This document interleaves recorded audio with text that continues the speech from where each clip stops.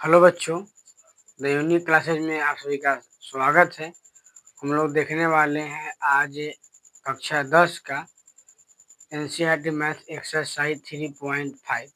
इसमें का जो पहले वाला वीडियो है उसमें हम लोग वज्र गुणज विधि देख लिए हैं। ठीक है, आज चलेंगे आगे की ओर और समझने का प्रयास करेंगे। इसमें जो है दे रखा है 2 नंबर क्वेश्चन, बोला है कि ए और बी के किन मानों के लिए रैखिक समीकरणों के युग्म अपरिमित रूप से अनेक हल होंगे। ठीक है, तो आपका दे रखा है अनेक हल होने के लिए, और दे रखा है आपका जो भी इक्वेशन है 2x है प्लस में 3y है बराबर में 7 है। अगला दे रखा है a minus b into x, a minus b into x. अगला है a plus b into y बराबर में दे रखा है 3a बी बराबर 3a प्लस बी माइनस 2, यही दे रखा है। और बोला है कि ए और बी के किन मानों के लिए समीकरण का जो हल होगा अपरिमित रूप से अनेक हल होगा।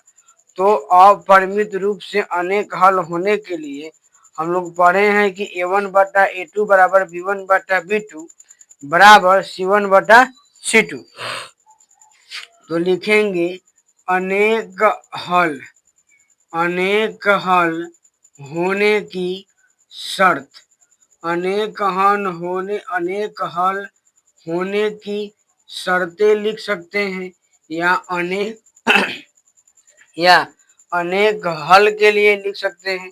बात वही है, हम लोग पढ़े हैं अनेक हल के लिए क्या पढ़े हैं, तो a1/a2 बराबर b1/b2 बराबर c1/c2।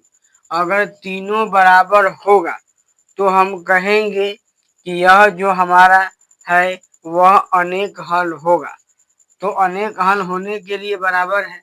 आप पढ़ चुके हैं कि x के गुणा में जो होगा उसको हम a1 कहेंगे, y के गुणांक में जो होगा उसको b1 कहेंगे, और c1 आगे पता है आपको।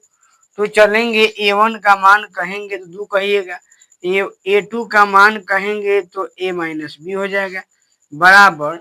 अगर आपसे b1 पूछा जाए तो b1 के लिए 3 कहेंगे, और b2 पूछा जाए तो a प्लस बी कहेंगे बराबर। अगर c पूछे, अगर c1/c2 पूछे, c1 के लिए 7 है और c2 के लिए क्या है 3a प्लस बी माइनस में क्या है 2 है। अब जब हमको इसको हल करना है तो पहले 2 को के हल कर लेंगे, फिर इसको और इसको हल कर लेंगे तो काम चल जाएगा। या अंतिम से 2 पद भी काम हल करेंगे, लेकिन अंतिम से 2 पद करने में समस्या हो जाएगा, इसीलिए लिखेंगे पहले प्रथम 2 पद। पहले प्रथम 2 पदों को हल करने पर, 2 पदों को हल करने पर, तो जैसे ही हम 2 पद को हल करेंगे तो अब क्या कहिएगा, 2 पद अगर हल करेंगे तो आपका यह जो है ए यहाँ पर ई हो गया बराबर 3/a प्लस बी। कोई दिक्कत, हम इसको क्या कर सकते हैं, तो आप कहिएगा कि क्रॉस गुना कर सकते हैं। क्या कर सकते हैं, क्रॉस गुना करना होगा।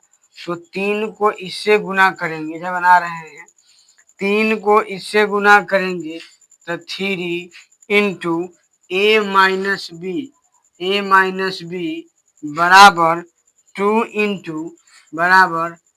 इंटू a प्लस बी, गुना करेंगे 3a minus 3b 2a plus 2b।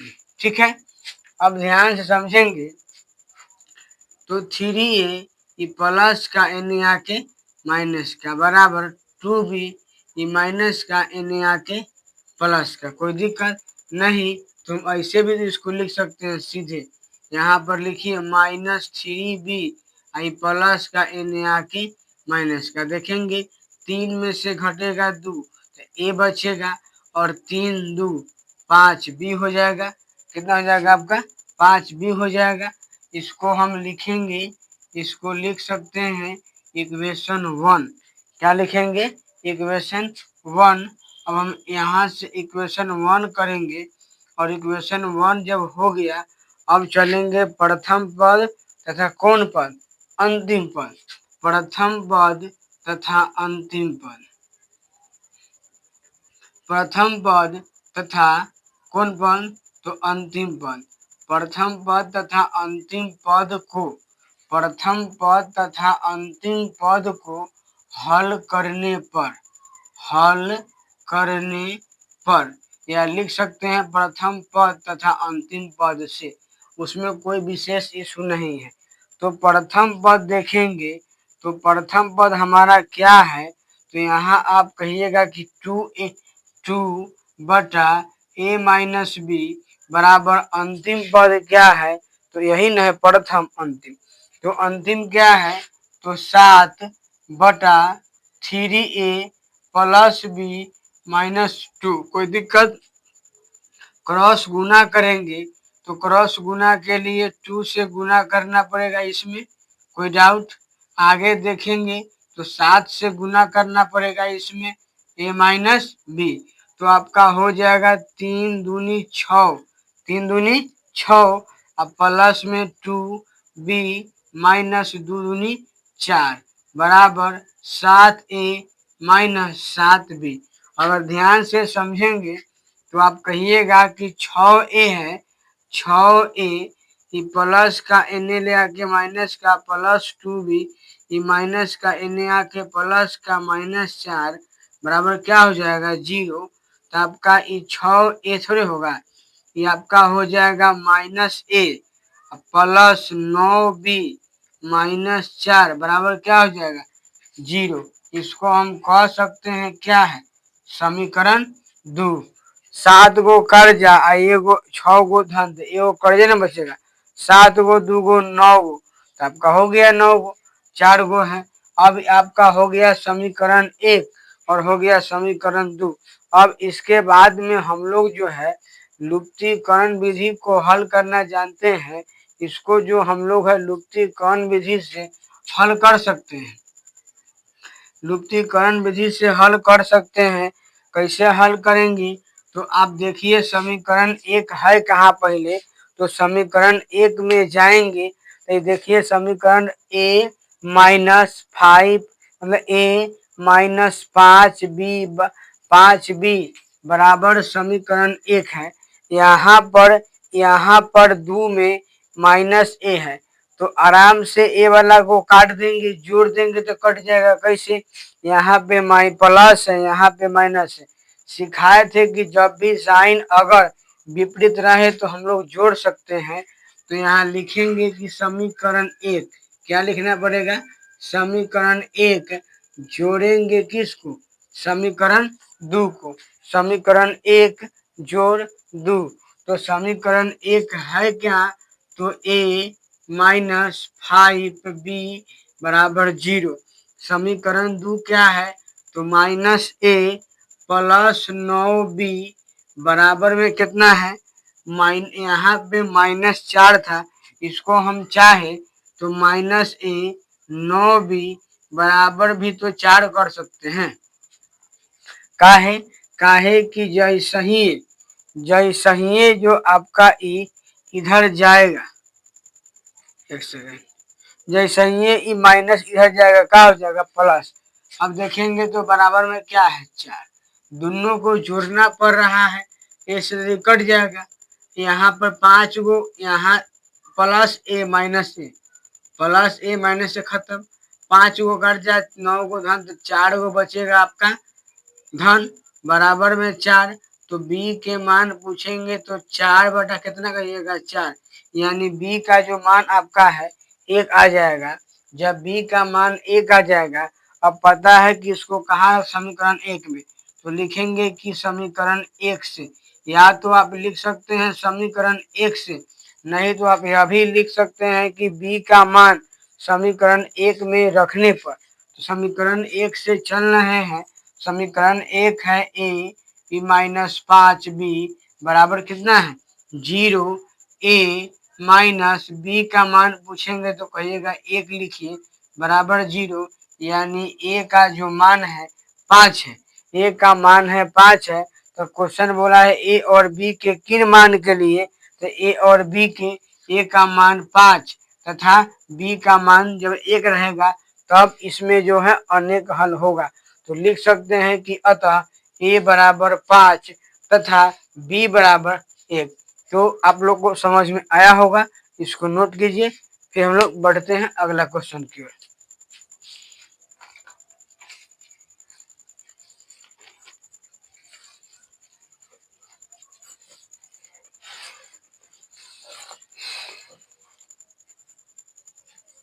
तो इसको हम लोग मिटाते हैं और आगे देखते हैं।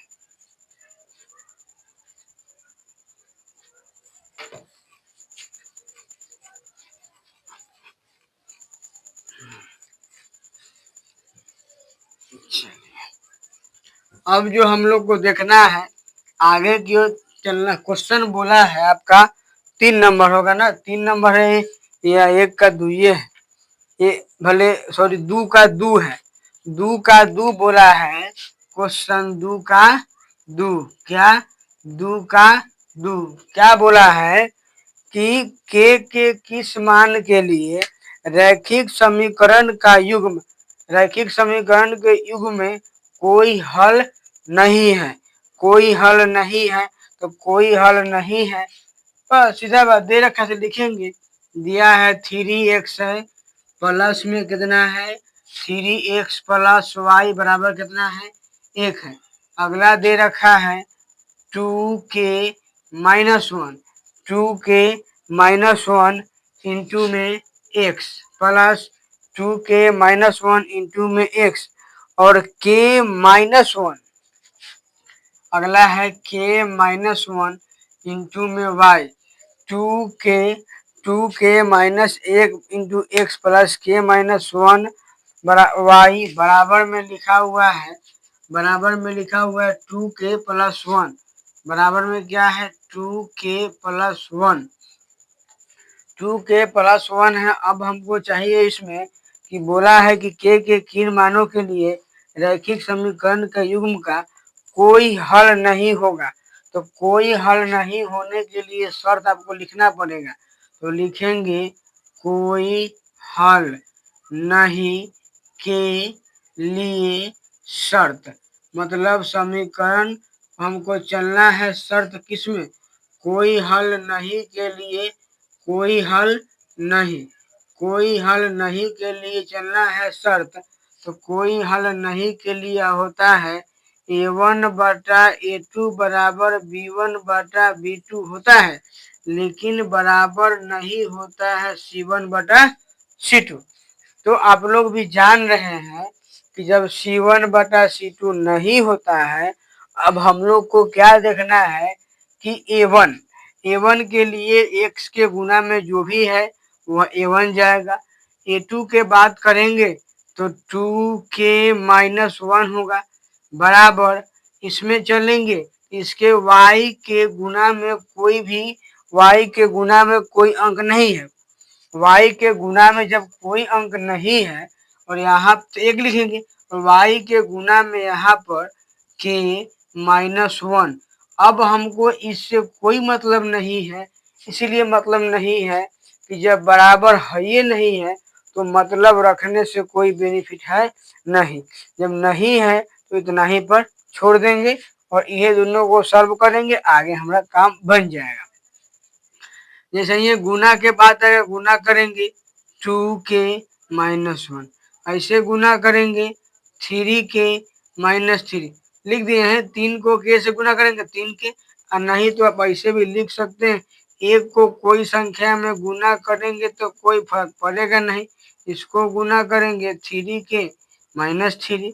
आप चाहे चाहे इसको प्लस का है इनने ले आएंगे तो करिएगा 2k माइनस 3k बराबर माइनस 3, ये माइनस इनने आके प्लस, आगे चलते हैं तो देखिए माइनस 3k कर्जा होगा, 3k कर्जा 2k धन, तो आपको एक के ना कर्जा बचेगा। तो यहाँ चलेंगे माइनस के बराबर यहाँ पे 3 कर्जा 1 धन, तो आपका 2 कर्जा बचा, के से के कट गया, माइनस से माइनस कट गया, तो आंसर कहा जाएगा, के का मान कितना आ जाएगा 2। मतलब के किन मान के लिए समीकरण का जो हल था अब कोई हल नहीं है, तो के का जब मान 2 रखेंगे तब कोई हल नहीं होगा। तो समझ में आया होगा आपका, इसको स्क्रीनशॉट कीजिए इसका। फिर हम लोग नेक्स्ट क्वेश्चन देखते हैं।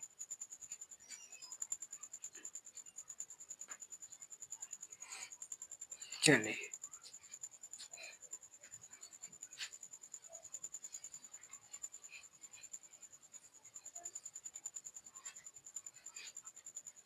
अब हम लोग को देखना है अगला क्वेश्चन और समझने का प्रयास करना है।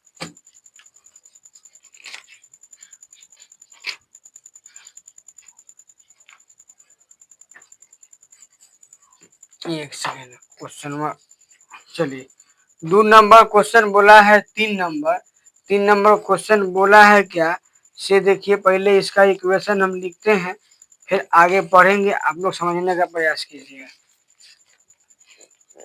इक्वेशन है क्या, तो 8x प्लस 5y बराबर 9। दूसरा है 3x प्लस 2y बराबर 4। ठीक है, अब क्वेश्चन सुनिए। बोला है निम्न समीकरण के युग्म को प्रतिस्थापन एवं वज्र गुणज विधियों से हल कीजिए। ठीक है, किस विधि को आप उपयुक्त मानते हैं? ठीक है, किस विधि को आप उपयुक्त मानते हैं हल करना है? तो इसके लिए हम छोड़ दे रहे हैं, यह जो क्वेश्चन है वो आप लोग का होमवर्क रूप में छोड़ दे रहे हैं। काहे कि हम आपको जो है प्रतिस्थापन विधि सिखा दिए, प्रतिस्थापन विधि सिखा दिए। जिसको भी डाउट है वो पीछे वीडियो में जाके देखें। और हम लोग जो प्रतिस्थापन विधि सीख चुके हैं और उसके बाद में कल ही पढ़ाए हैं आपको वज्र गुणज विधि, तो वज्र गुणज विधि भी सीख चुके हैं और प्रतिस्थापन विधि भी सीख चुके हैं। तो ये जो है आप लोग के होमवर्क रूप में रहा, आप लोग जो है इसको बना लीजिएगा। क्योंकि एक बेर इसको लिख लिए, आप क्या लिखिएगा एक बेर कि प्रतिस्थापन विधि से हल करने पर, उसके बाद में प्रतिस्थापन विधि से बना लीजिएगा। प्रतिस्थापन विधि से बना करके तब उसका मान निकाल देंगे। फिर उसके बाद में लिखेंगे अब वज्र गुणज विधि से हल करने पर, और वज्र गुणज विधि सिखा दिए, दोनों को हल कर लेंगे। उसके बाद में वो आपके ऊपर डिपेंड है कि कौन आपको अच्छा लग रहा है। आपको जो भी अच्छा लगेगा, प्रतिस्थापन विधि अच्छा लगे चाहे वज्र गुणज विधि अच्छा लगे, वो आपको बनाना है। और रही बात वज्र गुणज विधि के फार्मूला का, तो फार्मूला हम बनाने का पीछे के सेशन में सिखा भी दिए थे कि एक्स बटा क्या होता है, एक्स बटा B1C2 minus B1C2 minus B2C1। मतलब याद रखना है, 12 21 चलता है। अगला y बराबर सिखाए थे, जब y है तो b नहीं आएगा, यहाँ से खत्म हुआ, यहाँ शुरू करेंगे C1 तो A2, फिर यहाँ C2 तो A1, यही तो चलता है C2 A1। 12 21 के रूप में हम लोग चलते हैं। अगला बताए थे कि जैसे ये बात आएगा किसका, आगे वाला, तो सी में कोई गुना नहीं रहता है, मतलब एक रहेगा, सी में एक चलेंगे, तो एक बटा खत्म हुआ A1 से, तो A1। अब सी वाला है तो सी तो आएगा नहीं, तो A1B2 माइनस A2B1, मतलब ये 12 21 के रूप में चलता है। जहां से खत्म तहां शुरू, जहां से खत्म तहां शुरू। ध्यान रखना है, एक बेर एक आएगा तो एक बेर 2 आएगा, 12 21 चलेगा। C1 तो C2 A2 तो A1, बस दूसरा है क्या। अब इसी विधि से आपको बना करके लाना है, आप लोग को इतना कर लीजिएगा। अब हम लोग चलते हैं आगे के क्वेश्चन में। आगे क्वेश्चन आपका क्या बोला है उसको हम देखते हैं। चलिए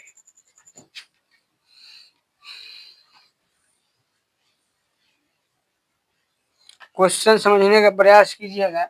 बोला है क्वेश्चन आपका क्या बोला है कि एक मिनट।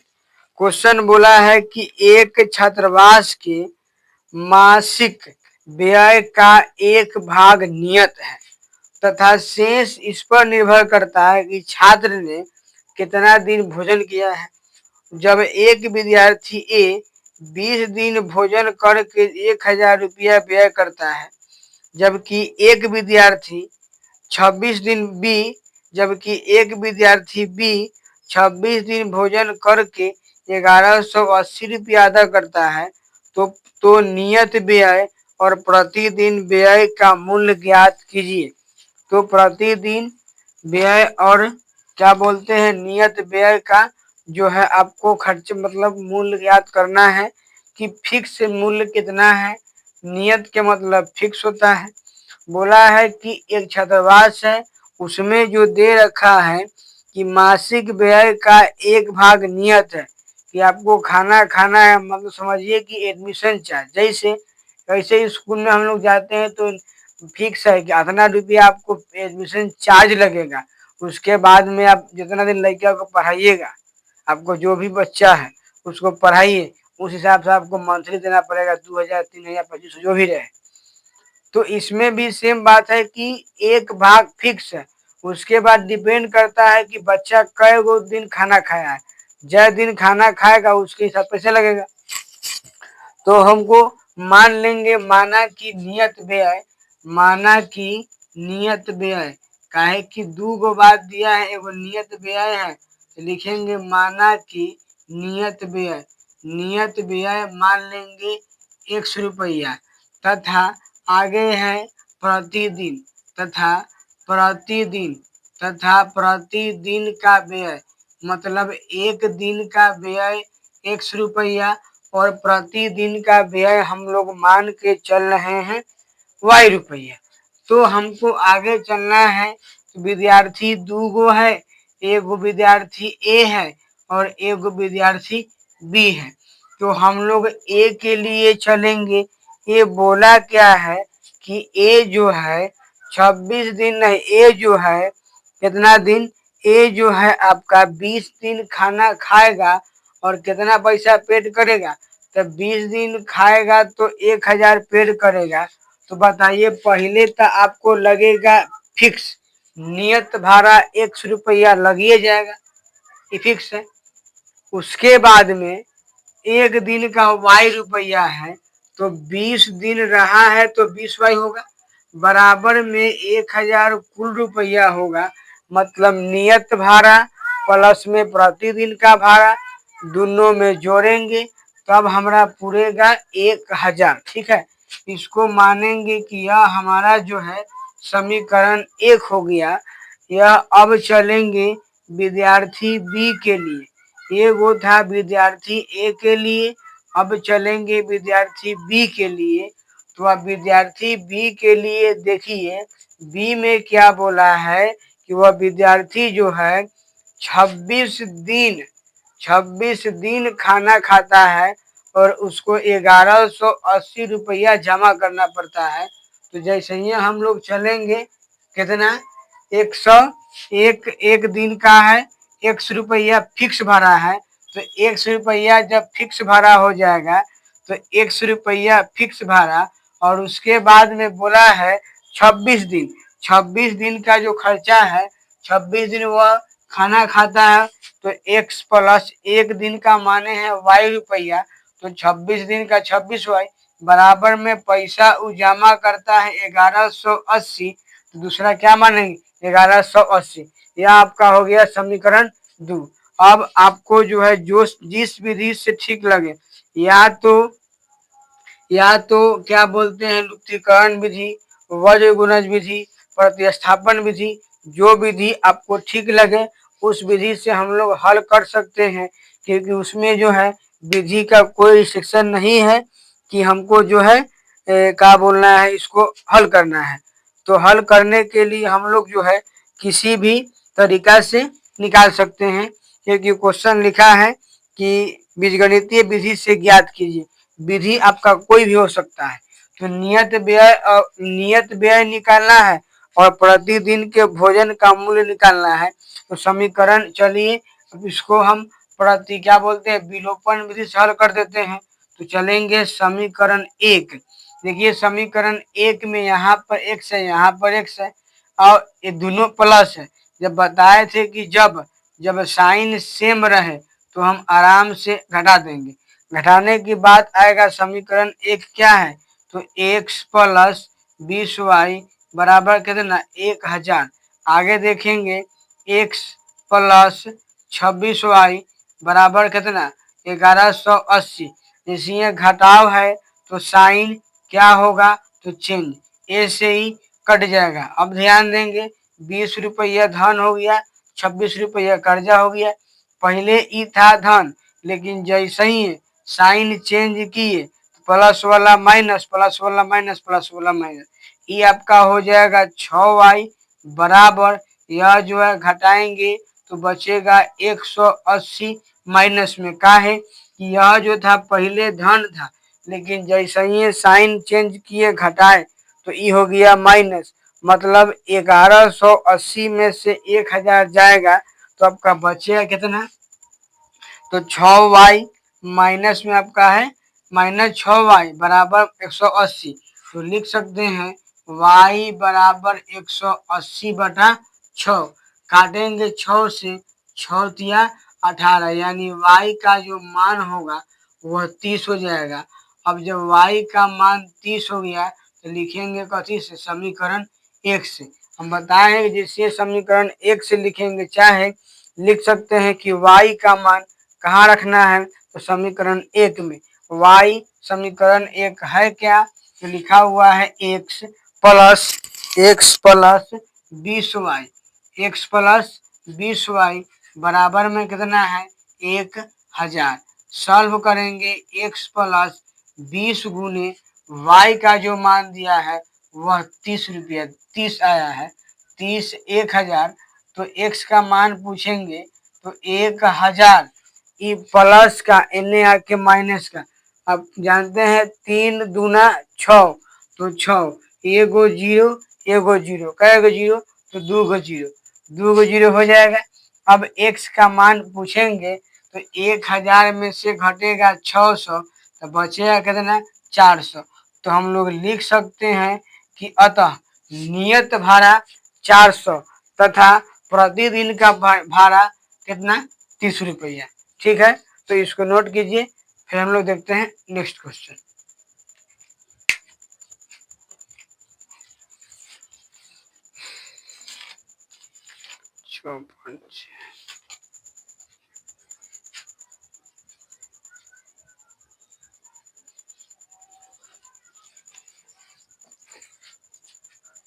तो अब हम लोग आगे की ओर चलते हैं, देखते हैं अगला क्वेश्चन। ये 4 का 1 नंबर था, 4 का 1 नंबर है। अब आगे समझेंगे।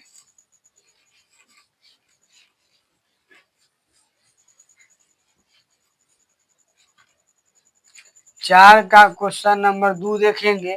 क्वेश्चन नंबर 2 बोला है कि एक भिन्न 1/3 हो जाती है जब उसके अंश में 1 घटाया जाता है।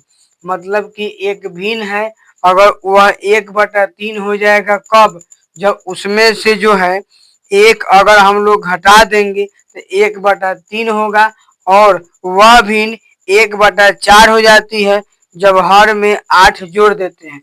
मतलब कि भिन्न दिया है तो हम लोग लिखेंगे माना कि अंश, माना कि अंश, या लिख सकते हैं कि माना कि भिन्न का अंश। अंश माने x तथा हर, जब अंश माने x, हर मानेंगे y। पूछेंगे भिन्न बताइए, तो हम लोग जानते हैं कि भिन्न बराबर जो होता है x बटा में y होता है, x बटा y होता है। हम लोग लिख सकते हैं स्थिति 1। स्थिति 1 में क्या बोला है कि भिन्न जो है 1/3 हो जाता है जब अंश में से 1 घटाया जाता है। मतलब कि अंश में से 1 घटाना है, लेकिन हर में कोई चेंजिंग नहीं है, काहे कि हर में कुछ करना ही नहीं है। ये अंश में से 1 घटाएंगे तो वह भिन्न जो है 1/3 3 हो जाता है, 1/3 हो जाएगा। इसको सॉल्व करेंगे, क्रॉस गुना करेंगे 3 से इसको, तो 3x-1 गुना हो जाएगा 3 से बराबर y, 3x-3 बराबर आपका हो जाएगा y। यहाँ देखिए -3x, ये प्लस का y इधर आएगा माइनस का y, ये प्लस का 3 इधर गया, मतलब माइनस का 3 इधर गया प्लस का 3। ये हो गया समीकरण 2। अब चलते हैं स्थिति 2। स्थिति 2 में क्या बोला है से देखते हैं। स्थिति 2 में बोला है, स्थिति 2 मतलब दूसरा स्थिति में क्या बोला है, आप केस 1 केस 2 लिख सकते हैं। स्थिति 2 में क्या बोला है कि वह भिन्न जो है 1/4 हो जाएगा। यह भिन्न जो है 1/4 हो जाएगा कब, जब हर में 8 जोड़ देंगे। तो लिखेंगे इसमें अंश में कुछ नहीं करना है, y में यानी हर में 8 जोड़ेंगे तो यह भिन्न जो है 1/4 हो जाएगा। नहीं, यहाँ इसमें 8 जोड़े तो 1/4 हो जाएगा। इसको सॉल्व करेंगे, क्रॉस गुना करेंगे तो यह हो जाएगा 4x बराबर, क्रॉस गुना करेंगे तो 1 से गुना करेंगे कोई भी अंक में जितना का जितना ही रहता है। अब देखेंगे तो 4x प्लस का इधर आ गया माइनस का बराबर 8। ये हो गया समीकरण 2। अब देखेंगे यहाँ तो आप समीकरण 2 में या 2 में आ गया -y, यहाँ भी -y है, इसमें 3 है, इसमें 4 है। तो सबसे अच्छा है कि y को काट लेंगे। अगर y को काटेंगे तो गुना करने से बच जाएंगे। तो y को काटेंगे तो समीकरण 1 देखिए, यहाँ पे यहाँ भी यह भी माइनस है और यह भी माइनस है। बताए थे कि जब साइन सेम रहे तो घटाते हैं, तो घटाएंगे समीकरण 1 -2। समीकरण 1 क्या है, 3x है माइनस y है बराबर में कितना है 3। इसमें देखेंगे तो 4x माइनस y बराबर 8। घटा रहे हैं तो साइन चेंज करेंगे और साइन चेंज करेंगे, plus -y plus y cut जाएगा। ये आपका बचेगा 3, यहाँ आपका बचेगा -x। क्यों, क्योंकि यहाँ पे माइनस में 4x है और ये प्लस में 3x। माइनस कैसे हुआ, कारण कि जब भी घटाव करते हैं तो साइन चेंज करते हैं। माइनस यहाँ पर -8 प्लस 5 में +3 तो बचेगा -5। माइनस से माइनस कट जाएगा, मतलब x का मान कितना आ जाएगा 5। जब x का मान 5 आ जाएगा तो हम लोग आगे क्या पढ़ते हैं, इसको कहाँ रखेंगे, तो समीकरण 1 में हम रख सकते हैं कि या तो इसको लिखेंगे कि x का मान समीकरण 1 में रखने पर, नहीं तो सीधे लिख सकते हैं क्या, तो समीकरण 1 से। समीकरण 1 है क्या, तो समीकरण 1 खोजिए, है यहाँ पे लिखा हुआ है 3x -y बराबर 3। 3x -y बराबर 3। 3x -y, y यहाँ पे y रहेगा बराबर में 3 है, लेकिन यहाँ पर x का मान कितना है, तो कहिएगा 5 है। तो यहाँ 3 गुने 5, ये क्या है, x का मान 5 है। अब 3 × 15 -y बराबर 3। y का मान पूछेंगे तो प्लस प्लस का बराबर के आया माइनस का, -y बराबर ये आपका आ जाएगा -12, क्योंकि 3 गो धन है 15 गो कर्जा है तो 12 गो कर्जा बचेगा। माइनस से माइनस कट जाएगा